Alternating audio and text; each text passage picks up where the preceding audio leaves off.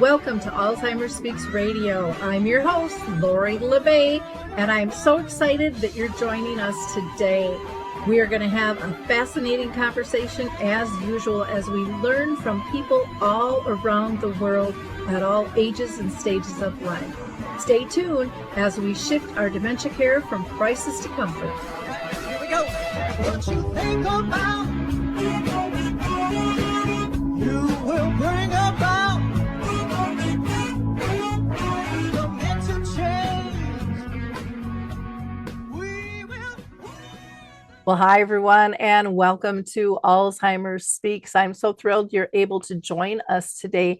We are going to be talking about dementia and these, you'll hear about choruses and choirs and what they are all about. And here in Minnesota, we have the MacPhail Center for Music that's just doing a fabulous job lifting voices. But before I introduce you to our guests, I want to give a couple of shout outs. One, if you're looking for resources, please visit our site, alzheimerspeaks.com, and go to our free educational section. There are a ton of things you can listen, you can watch, you can download, you can read. Just go ahead and meander through there. And then also our sister company, dementiamap.com, which is a global resource directory. You can use the resource directory. You can read wonderful blog articles, check out the glossary of terms and our events calendar. It's all free. And it's there to make it a little easier to use because, we don't know what we don't know. And it's good for people with dementia as well as their family and friends and professionals. And last, I'm going to give a big shout out to Twiddle. Twiddle is a fantastic company that offers a variety of sensory aids that, help stimulate and calm people down. And they are inexpensive, they're washable, they are designed beautifully and colorfully. They also have a garment called Adapt Wrap. If you have somebody with limited mobility, because it all goes on through the front and then is secured in the back. So check out their website. Go to the number 4 and then twiddlesplural.com. And if you use the code AS25, you'll get a 25% discount. Can't beat that. Now let's go ahead and meet our guest today. Well, Kristyn, I am so excited to have you join us. I think the work you are doing is absolutely incredible. So I'm going to have you share a little bit about yourself because you can do a much better job than I can. Sure. And then we'll get into our line of questions and what all you're offering people these days. Okay. Well, my name is Kristyn Rupp, and I'm the Music for Life Manager at MacPhail Center for Music. I've been there about just over 5 years now, and I have the privilege of leading the program, which really specializes in music experiences for adults 55 plus. And it's been something that I've always been really passionate about. Family lore has it that my parents actually met when my mom was trying to round up enough students to go for a visit to the care center, and my dad was on his way to try and go to ski club. And so that was their first meeting. And so I think I was just destined to have a love for seniors in my blood. I grew up visiting care centers with my dad, who is a minister, and I've just always been really drawn to working with older adults. So I'm a violinist, and I came to study at the U for a master's equivalency in music therapy. And when we were thinking about what population we really wanted to serve, I knew right away that this was my calling. So I've been privileged to work in senior care settings. And then this job came along where I am kind of the liaison between the teaching artists and the senior care centers. And I think it's a really good place for me because I've been on the side of being the teaching artist and working with people directly. And I've been on the side of being the activity director and really trying to find programming that will meet the needs of the residents. So it's something that's really a unique position for me. When I was working in senior care, I worked in a couple of different settings. And early on, I worked in a care center or two. And I really found a passion for working with people with dementia. We had a couple of different specialized dementia areas within our buildings. And then I worked in an assisted and independent living setting. And I was privileged to be able to help build out the programming and as they started some care units for people that were living with Alzheimer's. So I have some different experiences that I bring to the table in my job. Oh, that sounds really cool. Now, Mhm. have you been ever personally touched by, family or friends that have been diagnosed with dementia? You know, surprisingly, I haven't had relatives who have gone through that process, but I think it's really uncommon if we don't have somebody in our life who's been touched. And I think I have a unique position where I can walk alongside friends who are going through that experience with their parents or loved ones, and just kind of offer support and be a really good listener. So in that way, I have been touched, I would say. Yeah, I look at dementia really as a disease of society. It's not a Mhm, disease of one, nor is it a disease of just a family. It has such a mhm, ripple effect. And if you are a compassionate, empathetic person, you get it. You see it mhm, right away, right. what the needs are. And I can tell just from your storyline that Mhm, not only you, but your family truly get the need to serve people and mhm, understand them mhm, and improve quality of life. So thanks so much for taking the time to be here. I really want to learn more about MacPhail's Music for Life program. When I think of MacPhail, I always think really more of young kids and music mhm. lessons and things like that. So can you explain what all the Music for Life is about? Yes, I'd love to. Um, This is a question that I often get. People are often surprised when I say, well, I work with programming for older adults, and they thought, well, I thought it was just for like private lessons, or I thought you just had classes for kids. And the really amazing thing about our organization is that we are the largest community music school in the country, and we are also one of the oldest. So we were founded back in like 1907. By a violinist, William MacPhail, who played with the Minneapolis Symphony. And he saw a need in the community to provide lessons. And he started with violin lessons, but then he realized that there was other needs in the community, and he really brought in other teachers to work alongside. And it's gone through a lot of different evolutions throughout the history of the organization. But now we're really committed to creating unique musical experiences for people of all ages. And we really are committed also to building community through music. So if you look at the mission statement, those are some of our core values. So Music for Life came about, well before my time at MacPhail. And our founding artist was Jeannie Brindley Barnett, who has done so much in working with seniors in the arts. And she had a student that was serving as the chaplain over at Martin Luther campus and had asked her to come in and do some programming. And that was kind of the first step. And then she came back to the leaders at MacPhail and said, I think there's a real need for this in our community. And they did some conversation back and forth, and they decided to give it a try. So through some different grants, we were able to build out some programming. So we have programming in two areas. One is that we have registration-based classes, which are classes and ensembles where people come to us and they want to come to our locations to be part of the music making. So we have some choirs that include our dementia-friendly choirs, and we have some other ensembles and also some beginning group classes. So you don't have as much pressure to, maybe take individual lessons, but if it's something you wanted to explore, you could give it a try and also do it along some others who are maybe in the same boat. So that's one area. And the other area that we serve are our community partnerships. MacPhail has community partnerships in a variety of our different programs where we send teaching artists out to our community to meet people where they live, where they work, where they gather, to bring programming right to them. And this is especially important in Music for Life because we know that seniors, even seniors who are living in independent and assisted living, they might choose not to drive.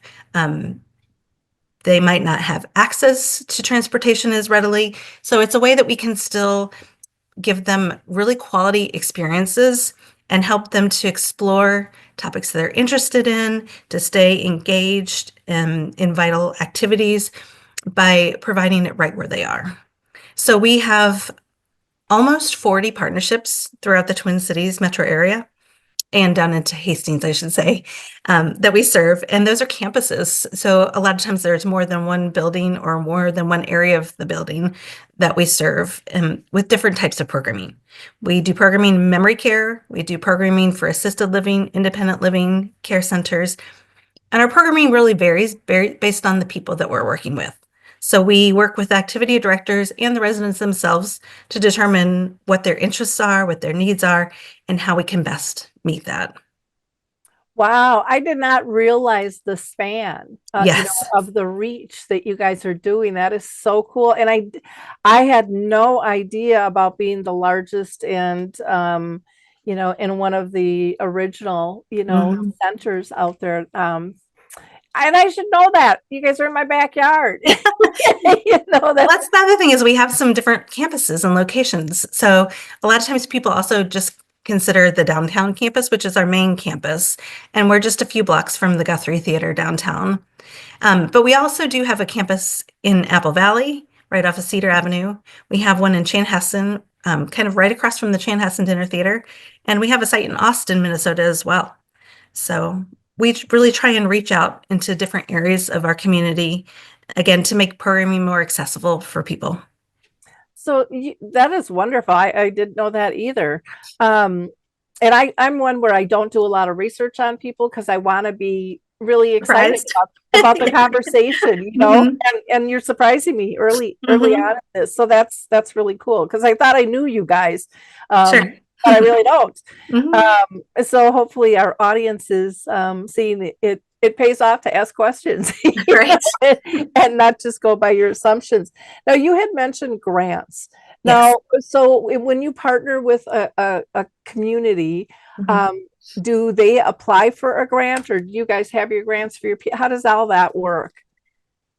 It can work in a variety of different ways. A lot of our partnerships are funded by the partners, Mhm. and they often apply for grants to help support the programs through the State Arts Board, through the Metropolitan Regional Council, or a lot of our larger senior living and senior serving communities.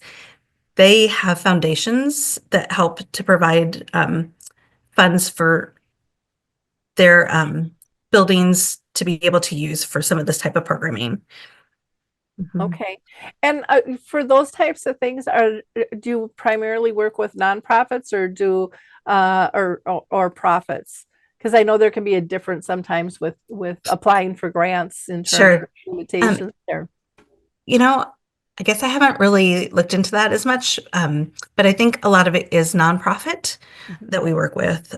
There are a few perhaps for-profit sites, but a majority I would say was probably nonprofit. Okay. Okay. Mhm. Well, that's good to know. Can you dive a little bit deeper into dementia specific projects and programs that you Yes. have? Sure. So again, if we're thinking about the two areas that we have, on one hand, our registration-based program, and on the other hand, our community partnerships program. So with our community partnerships, we go to a variety of sites and serve people that are living with dementia in those communities. So we have a number of community partnerships where the setting is memory care areas of the building, and we do more of a general music class style with them where we're singing, we're making some music together, we're doing some movement with music. And we use the music a lot for a tool of reminiscing as well. We're trying to really engage people wherever they are in the progression of the disease. Because I always like to equate it to, we know there are different styles of learners and way that people learn things, but I think there's also a lot of different styles of engagement that happen as well. So we know that not everybody wants to sing songs. Even myself, there's plenty of times that I don't feel like singing along. I would rather listen to what's going on around me, but maybe I'd like to do a little bit of stretching or something. So we're really looking to provide lots of different ways that people can be involved in the music in some capacity and to make a connection in some way during the course of that hour together. So that's one. We also do some other types of programming for the memory care settings where we'll maybe do like a more of a playing based class, like some style of drumming, something like that. And those are a little bit shorter term. And then if we look at our registration based programs where people are still living in the community and coming to us, then we're looking right now mostly at our dementia friendly choirs. And these are choirs that are specifically designed for people that are living at home mostly, and that they can come and participate with their care partner.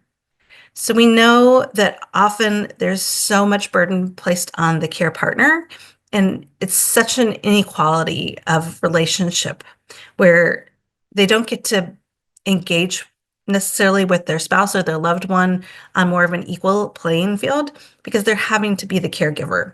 So we're looking at, an hour and a half a week where maybe we can level that out a little bit and bring people more on an equal level where they can participate in something as singers, as choir members, and have that experience where it's a little bit of a respite, reprieve, and also to do something that really has been shown to build connection and to help the brain fire in a really different way.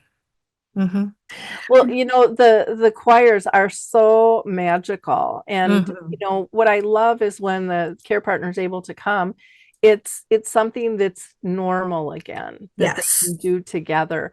And Mm-hmm. I've had many people where the person with dementia is the one who sings and the partner not so much, but Right. they have joined these and they're like, this is a lot of fun. Right. I didn't know I would enjoy myself. This has always been his thing. Mm-hmm. And so that's been kind of cool. And then to be able to be in a peer atmosphere where there's Yes. no shame, everybody understands the situation. Yes. Um, that fills such a gap.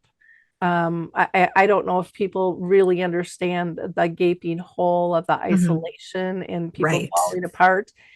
And because so many times our family and friends really don't know the true understanding of what Mm-hmm. it's like, for the person going through the dementia and the family and friends that are taking care of them. And Right. because there's a lot of people that walk away. So these groups are really, I know I have witnessed and been told through several of my support groups the camaraderie, the new friendships and bonds. I mean, Mhm. they're like lifelong. Yes, they really are. They really are. And so we chose the name for our groups as Connecting Voices. So I do want to say that we are part of the Giving Voice Network. Mhm. We have worked with Giving Voice since the very start and helped them develop some of the tools that they use to build choirs around the country.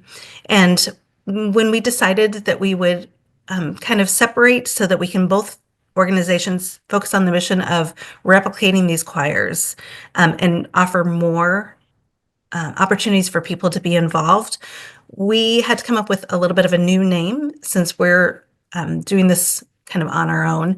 And we felt like the name Connecting Voices was a really great descriptor of what we're looking to accomplish. So we want to connect people to each other through the music.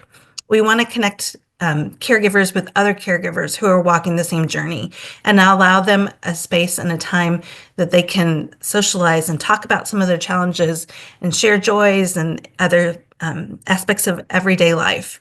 We want to connect people that are living with the disease to others also who are going through the same journey. A lot of times we'll have couples that make really strong bonds of friendship and they'll stay in touch with each other and help support each other. Maybe a phone call through the week, like, hey, how's it going? And just a chance for if I'm going through something really difficult, I can share the burden and talk to somebody who understands and who is going through the same experience. So in that way, connecting. But we're also looking to connect people with the community outside their walls, right? So as you mentioned, it's so isolating. And sometimes it's so hard to know like what's going to be a safe environment or an environment that really allows the person who's living with the disease to thrive and to feel comfortable and welcome. And that's what we're looking to do. So we want to connect people with their community and give them a chance to be out and part of things. And we're looking to connect people with the music because music is such a powerful tool when we're talking about memory and the way that it can elicit memories, the way that it can help bring back vocabulary or thoughts and memories and experiences and allow people to express in a different way that might not be accessible in other parts of their everyday lives. So a lot of different connections through the vehicle of music. And that's what we're really looking for. Now, you mentioned that it's a pretty low pressure environment that we're trying to build so that people feel welcome. And even if you're not a musician, it's okay. Our famous slogan is, "There is no wrong in the room." It's okay to make a mistake. It's okay to sing a wrong note. That's not what we're really about. Do we want to put on a good performance? Yes, absolutely. But that's probably not what we're really striving to. That's not our be all goal. We have other goals that we're really looking to achieve through this experience. And that's a secondary one. So we want people to feel welcome no matter if they've sung at Carnegie Hall or if they've only sung in the shower. It's okay. And you don't have to read music is the other great thing.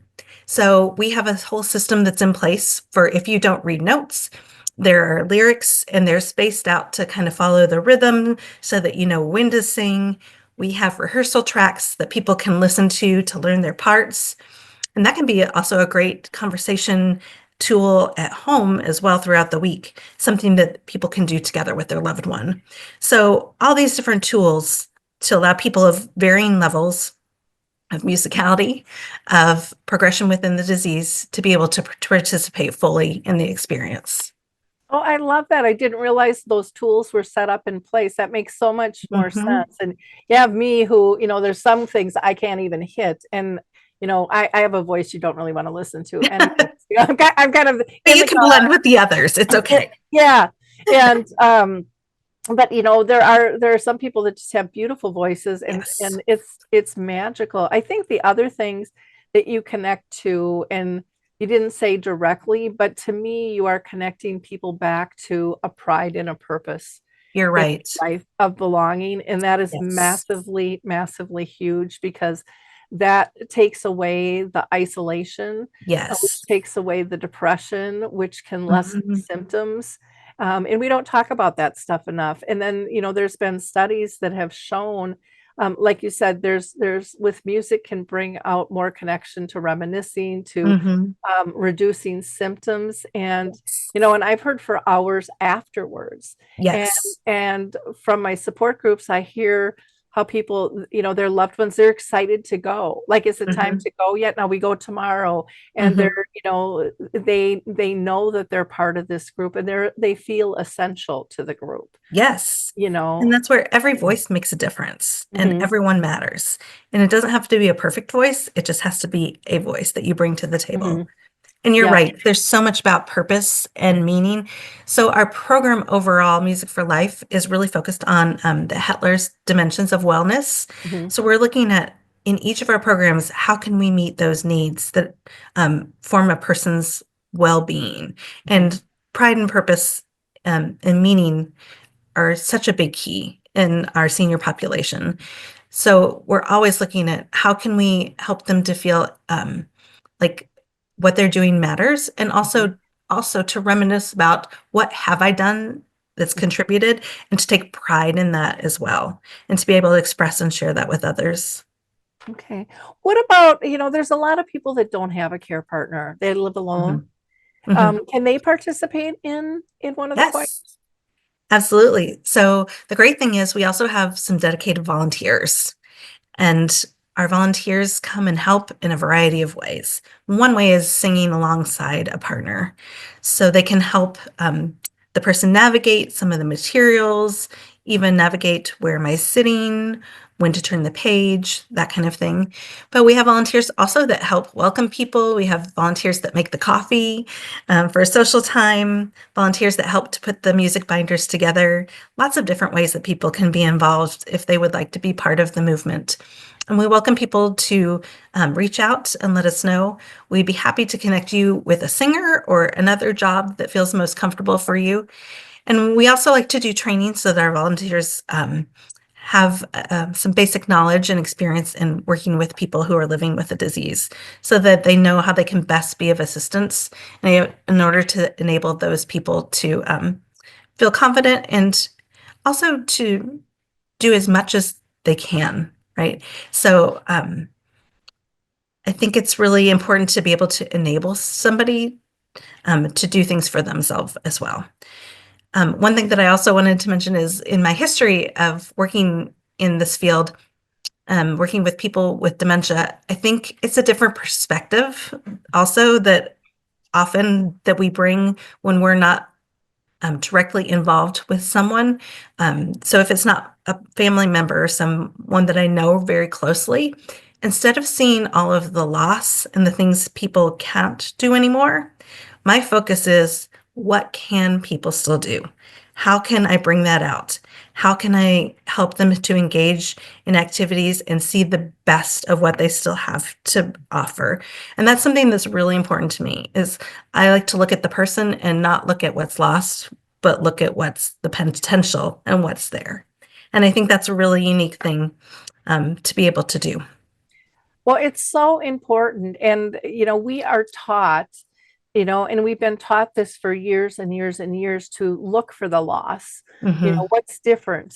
And Hmm. instead of creating, what are they still able to do? And how do we Yes, adjust? How do we modify? Like how you've created right. tools to be able to pull people together. I mean, to me, life is about adaptation, and we have Yes, to, yeah, we have to be cognitive that things have changed, but you don't have to go down the rabbit hole all the time with right. everything, just even like with the diagnosis, people think, oh gosh, I only have a few years to live. My mom lived 30 years. Hmm. I can name off a zillion people that, not a zillion, but an awful lot of people who have been living 10, 15, 20 years, and they're still doing Zooms. They're still speaking to groups, Right. so we have to encourage living life and living life well. And so I just honor the work you guys do. It's so important. Oh, getting emotional. But we don't have enough companies with the passion Right. to really look at the whys Hmm. of what we're doing and the impact, the true impact it has, not from the outside shell that it's flashy and it's fun and Right. it looks good, but what is the meaning to the individuals that you're serving, and then being able to see that ripple effect. That's critical. I mean, Mhm. that's the fairy dust to me, is really Right. understanding that. And you guys seem to have a great, equation with that. Now, there's lots of different choirs, that have Mhm. popped up. If you had to name like one or two things that just really make your group different, what Mhm. would you say that is? Well, I think there's a couple things that set us apart. One is I'm a little biased, but we're part of a music school. So we have instructors who are really trained to be great teachers. Mhm. There are a lot of great musicians that aren't necessarily great teachers. But that's what we're looking for when we're hiring. We want people who can really relate to the students and who can help them on their journey.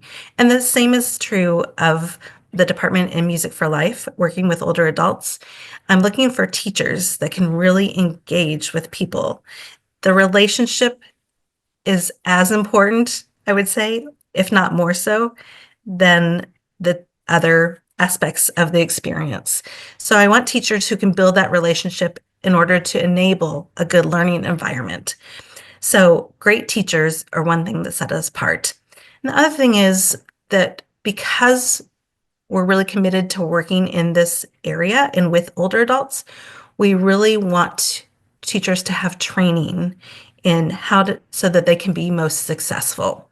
So there's continuing education. I'm looking when I hire directors or look for who's going to lead our choir, I want people who have experience in working with people with dementia. And The director that we have taking over now, Paula Lammers, she has done a lot of work in memory care settings.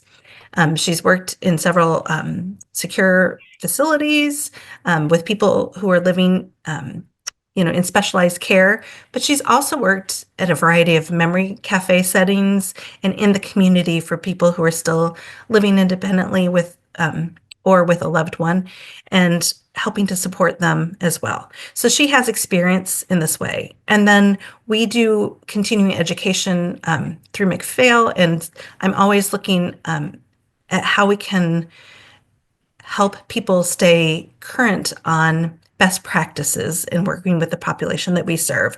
So this fall, we started our year together with Dementia Live experience. And I'm sure a lot of your audience probably has some knowledge of that, but it's an opportunity for us to have a simulation of a little bit more what it's like to be living with a disease and what challenges people encounter in their everyday life. And it was so eye-opening for our teachers. They remarked that this was one of the most impactful trainings that they've had. And it really helps us to think about how do we design our programs so that they have the best outcome and experience for the people who are coming. So it's thinking about the environment. It's thinking about the materials. It's thinking about background noise and where are we even like placing the conductor in relation to the group and so many things. So we're really taking those things into account. So that's another thing that sets us apart is our training and our expertise in working with this population. I love that. I love Dementia Live and the similar companies Mhm. that do that. It's so important. I went through one of those programs 3 times when I was Mhm. at conferences, and the third time I was the most disoriented, and I knew what to expect. Right? And I left my purse in the room and went Yeah. and went to my hotel room, and I got there and I'm like, oh my gosh, I gotta run back because I was so disoriented. And Yes. so every time you do it, it is different, Yes. and it really is eye-opening and Mhm. really helpful and gets people to understand that, you have to look directly at them. They have to see your mouth moving. Right. You have to be in that visual sight. I love when you said even, where the conductor's going to stand so that everyone has good eyes, an eye line Mhm. to that, and the sound and even the tones and how loud it is, on top of the background noises, all of those things, the lighting, all that Mhm. multisensory stuff is so critically important. And, we're just starting to hear more about that. Mhm. I call it relationship based versus kind of person centered. And I really think Mhm. it's all about that multisensory communication Mhm. where what I find so often, and I don't know if you guys have, but I find so many people just think, no, we have to force the verbal communication. Like Oh. that's it. Like, Mhm. what's my name, or what's the song's name, or this right or wrong thing. And it's like, Mhm. no, what we're doing is so much bigger and so much more powerful. And Yes. we have to read those nonverbals because they're reading ours. Oh, yes, absolutely. We And have choir members that have participated that don't sing a word, mhm, and that's not what it's about for them. But mhm. the music just opens up something in them, and you can see that they're following along and that they're responding to what's happening around them. And sometimes it will unlock speech, but sometimes maybe it doesn't. But again, that's not our goal. Our Yeah. goal is the connection, the experience, and the purpose. Mhm. Oh, it's absolutely, I was always excited about what you do, but now I'm really excited about what you do because now I know some of the whys behind Mhm. what you do. Mhm. And like I said, I just find it's so exciting and so empowering as, Mhm. an influencer to hear that you understand the whys Yeah. behind behind the service. And I love the collaboration. I Mhm. absolutely adore that you're doing the training, Mhm. dementia specific, as well as, We don't want just good musicians. We need good teachers, good leaders, Mhm. good collaborators. And to see that expanding just fills my heart because I'm just kind of a crazy advocate, for dementia. And I think these, I would love to see like Medicare cover these costs, Yes. for these social engagement costs. They really Mhm. have to start looking at this stuff. Everybody wants a cure. I get that, but this stuff doesn't cost a ton of money, Right. compared to a drug, and the Mhm. effects of it are massive. Yes. They're absolutely massive. Have you guys done studies to show kind of before, during, and after effects at all? Giving voice courses, which we helped to facilitate, they have been part of some different studies, especially at the inception of the program. There was a lot of studies that took place, and they were measuring different markers. So yes, the data does exist.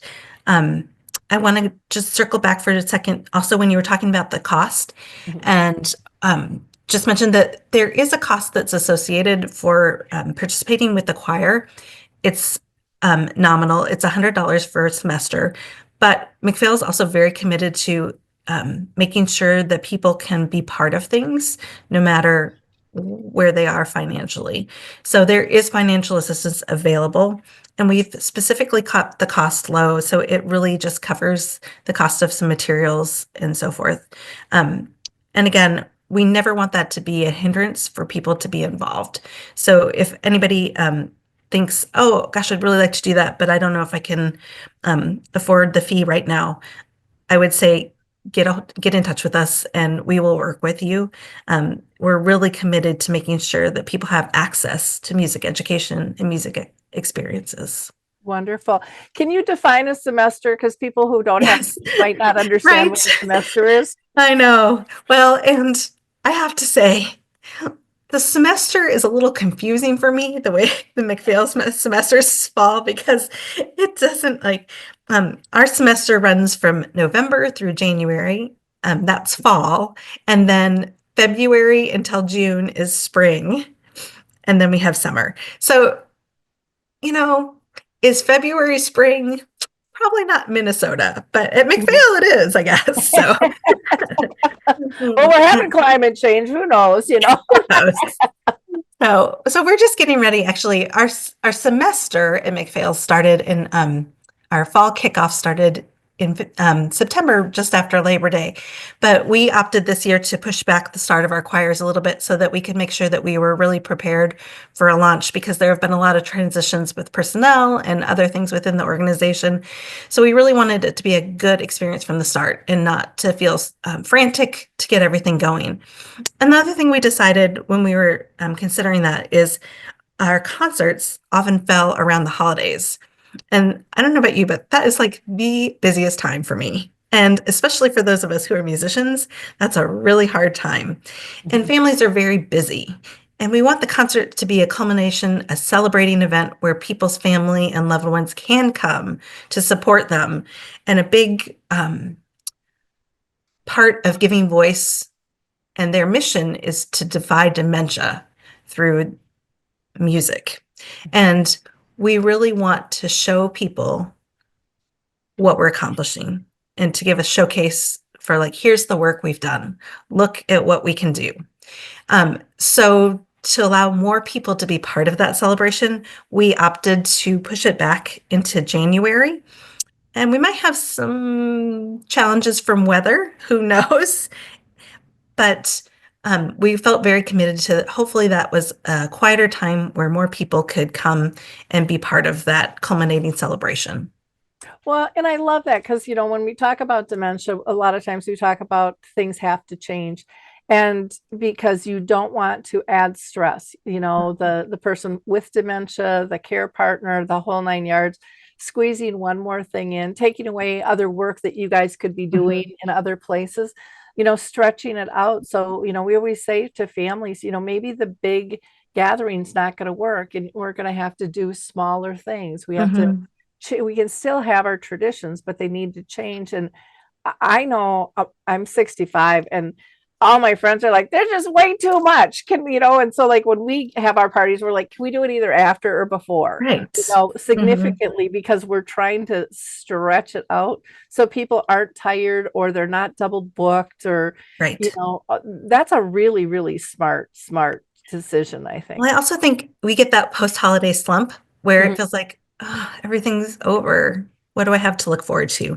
And when we're thinking about meaning and purpose, that gives Mhm. us something that we can really strive towards and think like, okay, well, we're done with the holidays, but we can look forward in January to this event.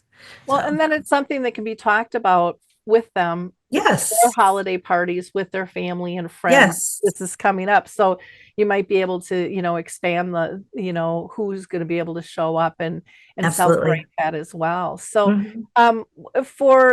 what's a typical size of a choir? I would say there's not a typical. That's the Okay. lovely thing. We've been blessed in the past to have some pretty large courses at times. Um, and this year, because it is transitional, and there's been some other courses that have been started in the Twin Cities area, so people have kind of dispersed a little bit. Um, we know that we'll be facing some smaller numbers, but again, it's about the connections. And sometimes when it's a small group, the connections are deeper. So that's okay. So right now, our choirs are a little bit small and we'll adapt. Like you were saying, we just adapt and meet the need and, find a different way to be successful. So it might not be for her part harmony, and that's okay. Um, we are going into our kickoff this week, just thinking, how can we make music together and have it be a celebratory experience? And we know from past experience that down the line, we'll continue to gather participants as people hear more about it. Um, and our numbers will grow. Yeah. But we'll start small, and that's okay. This is the whole build it and they will come. So, Well, and again, bigger isn't always better. no, it's There can not. there can be a lot of extra stress to Mhm, everybody with big and huge mhm. events. So I like the flexibility Yes. and not looking at it as a failure. Because so often we're so worried about perfection and we're worried Mhm. about failure, and you're like, no, we're going to meet the needs however we Right. can meet the needs. And Right. then we're going to listen and watch, and we're going to grow and adjust to meet Mhm. the needs as they change. And to me, that's true service. Mhm. So we have two choirs that MacPhail is operating this fall, and one is our choir that meets at MacPhail in Antonella Hall, which is our concert hall. It's a beautiful setting. Downtown sometimes has its own challenges, but it does meet at 10:30 in the morning, so you're between traffic. You shouldn't have to face rush hour. More time in the morning to get going, to get through the activities of daily living in order to get there. And then we also are blessed to have a new choir that we're starting in an area of the cities that hasn't been reached yet. So a lot of the courses that are taking place right now have been in St. Paul, Minneapolis, Edina. Those have been the main hubs. And so we wanted to push it out a little bit further. And we have done quite a bit of work with Ling Bloomston. They've been a great partner with our Music for Life program. And they have a new campus in Lino Lakes. And that's an area where we felt we could really serve in that northern area of the cities. So they are helping us and hosting the choir at their site in the chapel. So it's a beautiful building. There's a lovely cafe right outside the doors of the chapel, so people can choose to stay and have lunch, and again, to make those connections and socialize during that time. Um, Link Bloomston also is a great partner in that they serve so many people in various stages of the journey. So they have respite programs, they have caregiver support groups, and all kinds of different things. So we're hoping that we can be part of their mission to serve those people that are going through the journey, and that it would be another tool for them to be able to make use of. So we're very thankful for the partnership that they're offering and helping us to spread the word and to launch this program. So we're excited that we'll have an opportunity to bring that type of type of programming and this choir to an area of the cities that haven't had the option previously. You had mentioned earlier that I believe the new conductor is Mhm. has done work with memory cafes and stuff. Yes. And my experience, I've worked with a lot of memory cafes, Mhm. all over the country, and help people get started with these. And what I found, and I don't know if you will ever venture out into real rural areas, Mhm. but what we have seen is, and I'll never forget one. I want to say it was out in Wilmer, and it Mhm. just kind of blew me over. But they had, for their first memory cafe, they had Mhm. like 30 people show up, Mhm. and they were very musically oriented, all of them. Mhm. So they automatically did music with all of them. And a lot of them were either farmers or pastors, Mhm.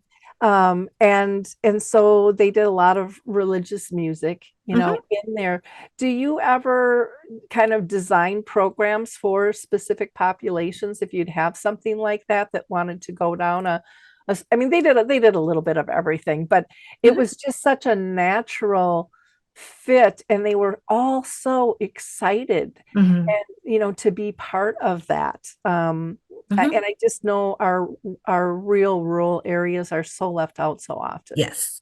So when we're thinking about what music we're going to program, we really like feedback from the singers. Mhm, And we do a questionnaire when people first start to kind of see what kind of music they are most drawn to or means the most to them, especially if there's special songs that really have a place in their life that we can kind of cling to and bring that back.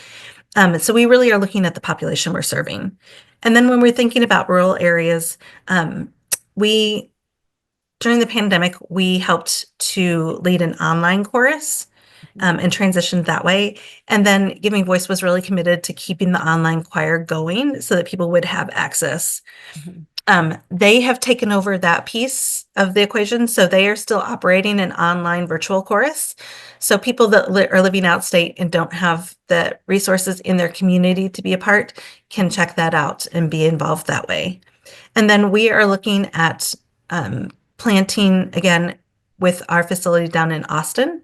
Um, there's a music therapist there that is doing some work with the Memory Cafe, and then hoping that perhaps it will build into something larger in the future. Mhm.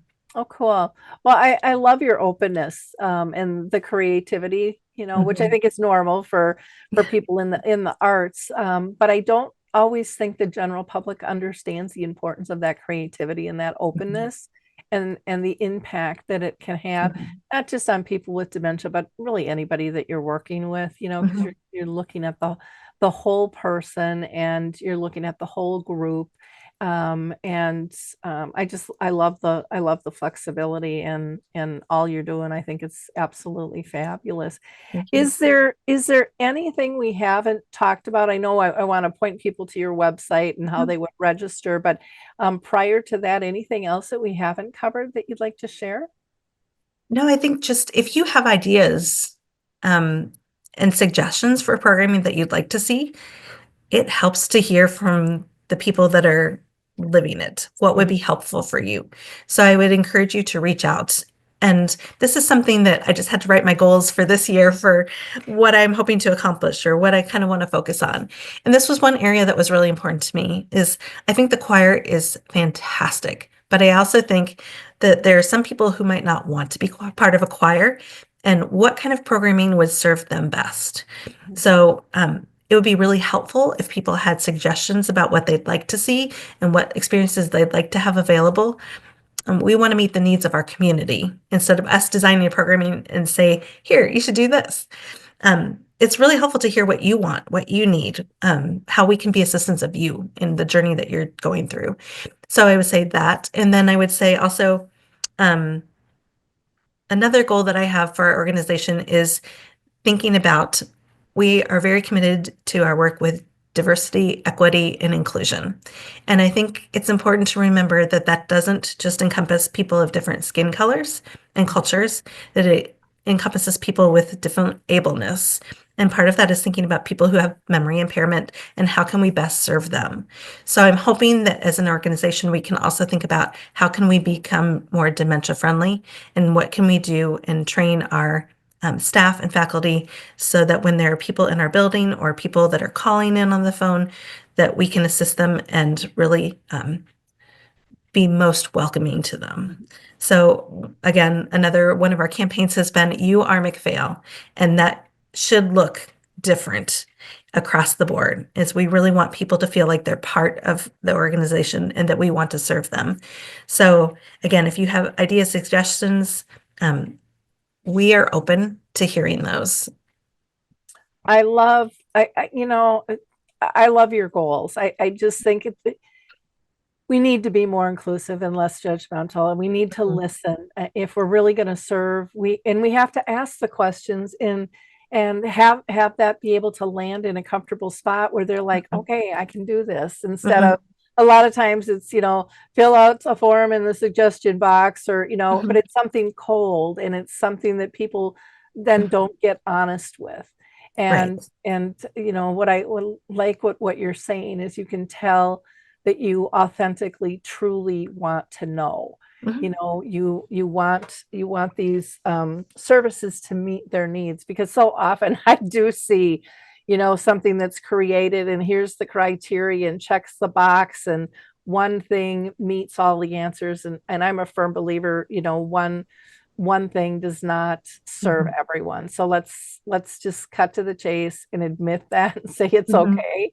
And we can do better by serving individuals, and a lot of times we can learn from that, tweaking other things, Mhm. and that to me, that inspires people to get creative, because now they feel heard, Mhm. where they wouldn't have ever mentioned it before. Because Mhm. if you're just asking because you have to ask, then I'm not going to answer. But if Right. you're asking because you really want to know, that's a whole different ball of wax. Mhm. So this has just been a fantastic conversation. Kristyn, I am so thankful that you came and represented MacPhail Center for Music.